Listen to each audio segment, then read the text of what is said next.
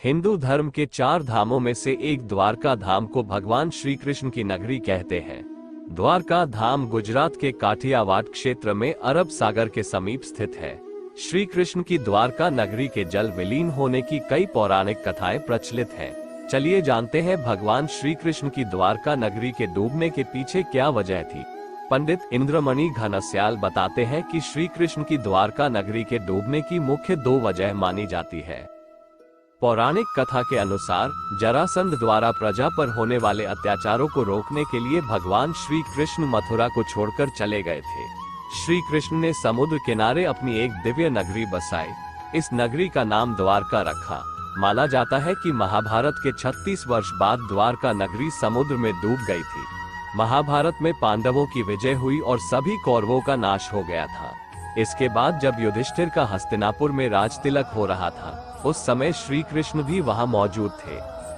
तब गांधारी ने श्री कृष्ण को महाभारत युद्ध का दोषी ठहराते हुए भगवान श्री कृष्ण को श्राप दिया कि अगर मैंने अपने आराध्य की सच्चे मन से आराधना की है और मैंने अपना पत्नीव्रता धर्म निभाया है, तो जो जिस तरह मेरे कुल का नाश हुआ है, उसी तरह तुम्हारे कुल का नाश भी तुम्हारी आंखों के समक्ष होगा।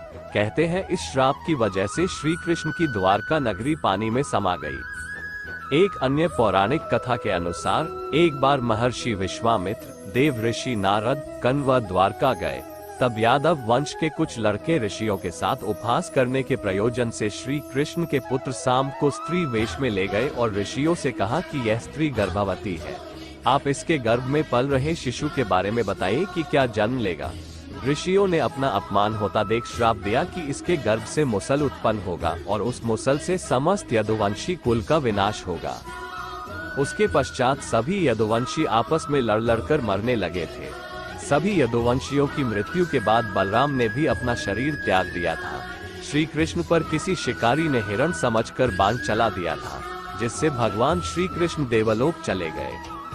उधर जब पांडवों को द्वारका में हुई अनहोनी का पता चला तो अर्जुन तुरंत द्वारका गए और श्री कृष्ण के बचे हुए परिजनों को अपने साथ इंद्रप्रस्थ लेकर चले गए। इसके बाद देखते ही देखते पूरी द्वारका नगरी रहस्यमयी तरीके से समुद्र में समा गई। तो इसी के साथ खत्म होती है हमारी आज की वीडियो। अगर आपको हमारी वीडियो पसंद आई तो इसे लाइक और शेयर जरूर करें।